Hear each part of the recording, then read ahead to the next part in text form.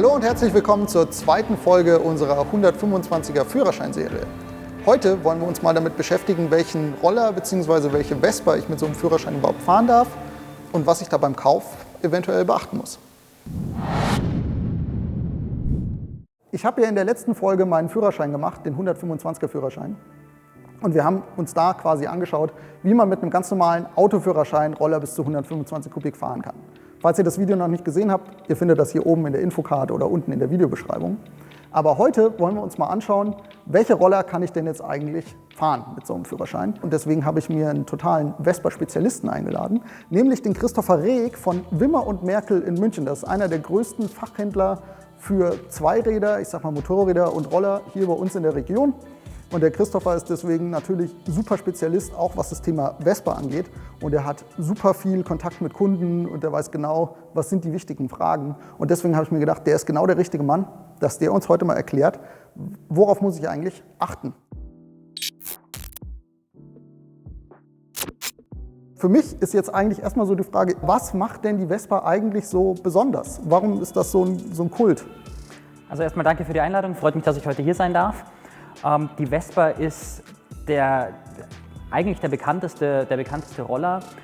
Vespa ist eine Traditionsmarke, das ist ein Kultfahrzeug und die Leute kommen wirklich zu mir in den Laden und wollen nicht einen Roller kaufen, sondern die wollen meistens oder ganz oft direkt eine Vespa kaufen. Ich möchte Vespa fahren, nicht Roller. Also es ist wirklich so ein Inbegriff fürs Zweirad. Und die Vespa ist auch vom Aufbau her ganz besonders. Also wir haben hier ein Blechchassis, eine Blechkarosse, eine selbsttragende, in die Motor und so weiter eingesetzt werden und haben hier nicht einfach einen Stahlrohrrahmen in die Motorverkleidung und so weiter reinkommen. Und das ist auch allein vom Aufbau her schon was die Vespa besonders macht. Und genau, Vespa ist ein Kultfahrzeug. Da ist einfach so viel Tradition und Spirit irgendwie dabei. So ist es. Das ist irgendwie anders als, ich sag mal, weiß ich nicht, so eine China-Ware. Absolut richtig. Ich habe jetzt den Führerschein gemacht. 125 darf ich fahren. Was gibt es denn da von Vespa? Hast du da irgendwie, ich habe gesehen, du hast dir jetzt hier einfach mal ein paar Modelle mitgebracht. Was genau haben wir? Wo sind die Unterschiede? Was genau kann ich fahren? Jawohl, 125 Kubik, da hat Vespa natürlich einiges zu bieten. Wir starten hier auf der rechten Seite mit der Primavera. Die Primavera ist das klassische Fahrzeug. Wir haben den runden Scheinwerfer. Wir haben ein schmales Chassis. Das Fahrzeug ist von Vespa auch das handlichste Fahrzeug.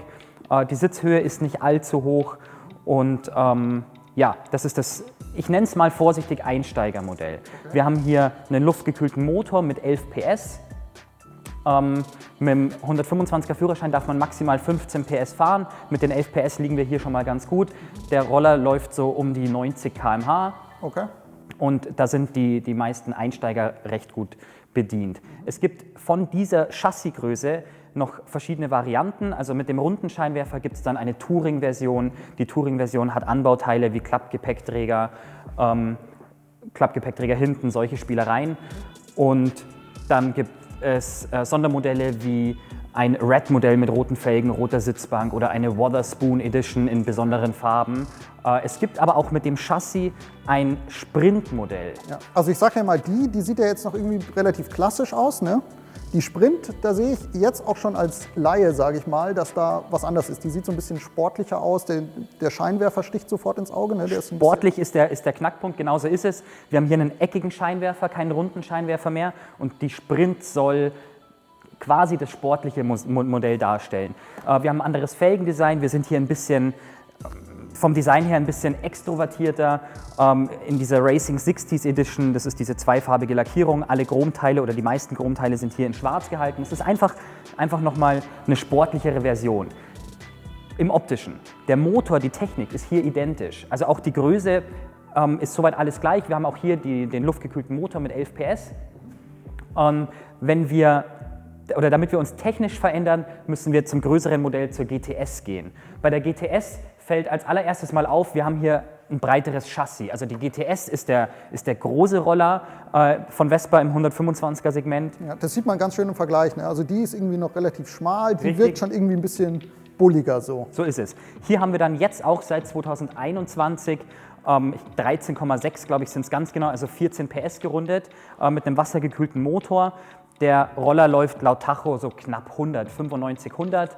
Wir sind also ein bisschen schneller unterwegs. Von der Beschleunigung her nimmt es sich nicht allzu viel, weil der Roller auch ein bisschen schwerer ist, ganz klar. Wie ist das, wo merkt man die 15 PS? Wahrscheinlich eher unten raus, oder? So im Stadtverkehr merkst du wahrscheinlich so ein bisschen so eine Richtig, man merkt es oder? ein bisschen im Antritt und eben auch in der Höchstgeschwindigkeit, da sind ein paar km/h mehr. Okay, wo liegen wir da bei der GTS?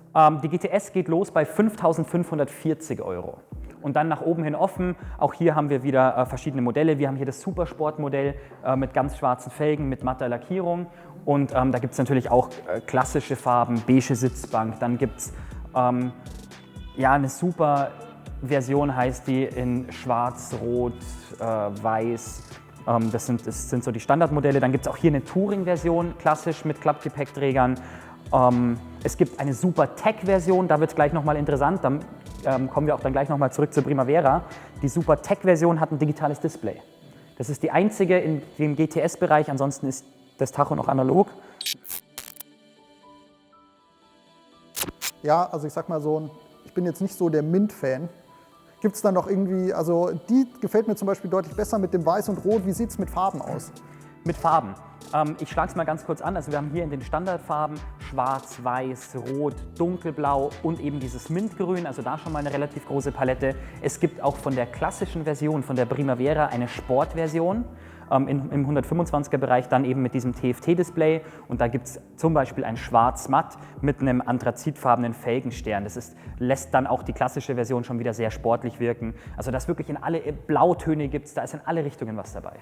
Das ist cool, weil wir haben ja in dem Wideframe-Video, falls ihr das gesehen habt, wo der Jesko und der Olli euch mal so ein bisschen die Klassik-Vespa näher gebracht haben, haben wir ja gelernt, früher zum Beispiel, da gab es nur eine Farbe zum Teil pro Vespa. Deswegen ist es ja cool, dass es heutzutage irgendwie da ein bisschen mehr Auswahl gibt und man so ein bisschen nach seinem eigenen Gusto auch. Da ist die Palette schon sehr groß geworden, auf jeden Fall, ja. Gott sei Dank. Finden wir auch.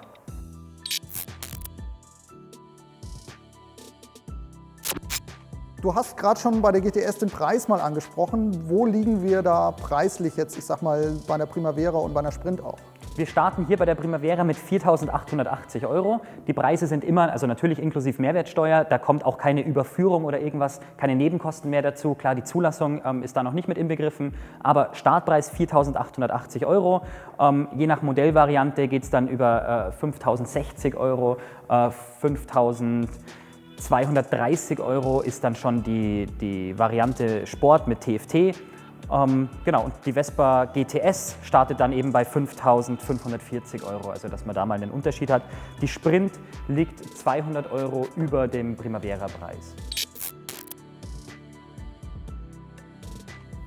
Und wie ist das jetzt? Also sagen wir mal, ich würde jetzt gern hier so eine Sprint kaufen. Gibt es da irgendwas, was ich jetzt beim Kauf besonders beachten sollte? Worauf sollte ich Wert legen? Es ist natürlich, also klar, es spielen so Faktoren wie Größe und so weiter natürlich mit rein. Du solltest bei so einer Vespa gut runterkommen. Aufgrund der Chassisbreite ist es wichtig, dass du darfst hier gerne, nimm am besten mal drauf Platz. Ich setze mich gerne mal hin, ja. Wenn du die Füße jetzt nach unten nimmst, du kommst jetzt, also der Roller kommt noch ein bisschen runter, wenn der vom Hauptständer runtergenommen wird, aber von deinem Fußstand her kommst du angenehm nach unten, du musst die Beine nicht extrem breit stellen, das sieht so schon mal ganz gut aus. Die GTS, wenn du dich im Vergleich da drüben hinsetzt, wenn du die Füße unten am Boden hast, dann merkst du musst sehr breit stehen. Ja. Und deswegen ist die GTS jetzt nicht für jedermann was. Du musst schon eine gewisse Größe haben, der Roller ist auch ein bisschen schwerer.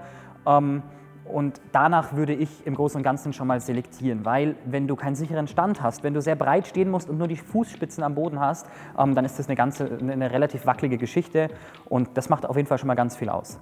Ja.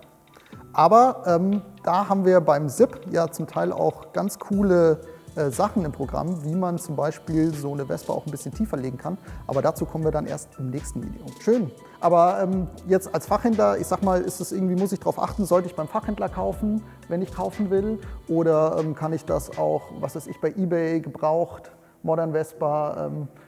Gibt es da irgendwas, was du empfehlen würdest? Ich meine, klar, du bist Fachhändler, aber... Die logische Antwort wäre jetzt, geht zum Fachhändler, aber es ist in der Tat so. Also natürlich ist das Angebot sehr breit gefächert.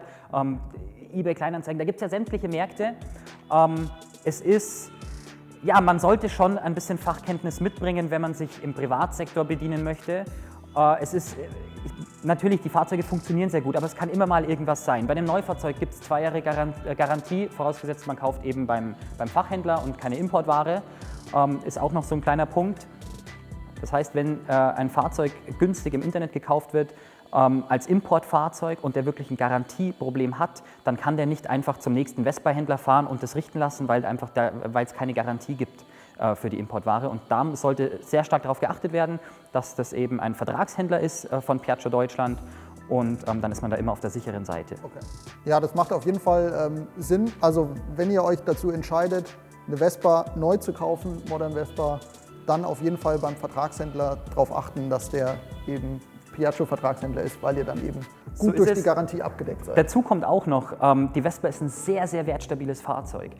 Das heißt, wenn jemand nach einer jungen Gebrauchten sucht, dann ist der Preis doch, die Preise sind sehr hoch. Und da ist der Sprung zu einer neuen, dann mit 2 Jahren Garantie, oftmals gar nicht mehr so groß. Und ja, viele legen gerade bei so einem Premium-Produkt einfach auch Wert auf diesen Premium-Service. Da sind wir natürlich auch der perfekte Ansprechpartner über Servicearbeiten, über Garantiearbeiten, über Zubehör, über alles, was ihr braucht. Zubehör natürlich neben SIP Scooter Shop, ganz klar. Und ja.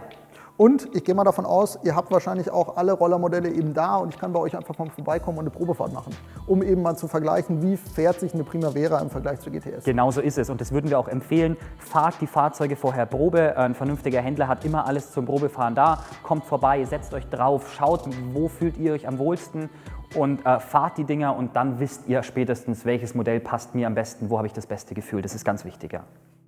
Ja, danke Chris. Also meine Fragen sind soweit alle beantwortet. Das sehr war gerne. Echt sehr lehrreich. Vielen Dank dafür. Falls ihr noch irgendwelche Fragen habt, gerne damit in die Kommentare und wir versuchen euch dann natürlich so gut wie möglich da weiterzuhelfen.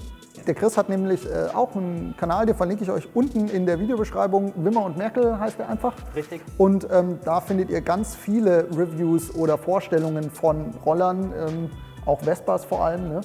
Und da erfahrt ihr dann quasi, was ganz neu auf dem Markt ist, was da die Besonderheiten sind und eben ein bisschen ausführlichere Informationen zu den einzelnen Modellen. Wir waren ja jetzt hier relativ grob. Deswegen gerne mal vorbeischauen und ein Abo dalassen. Ich würde sagen, ich mache jetzt hier noch mal 1, 2 Probefahrten mit den Modellen, die da sind. Schau mal, was mir am besten gefällt. Und dann sehen wir uns in der nächsten Folge und schauen mal, was wir vielleicht da noch so ein bisschen verbessern können an der einen oder anderen Stelle. Bis dahin. Nicht vergessen, Kanal abonnieren, liken, Glocke drücken und mit all euren Freunden teilen, wie das eben so ist. Und wie gesagt, bis zum nächsten Mal. Macht's gut, bleibt gesund. Macht's gut.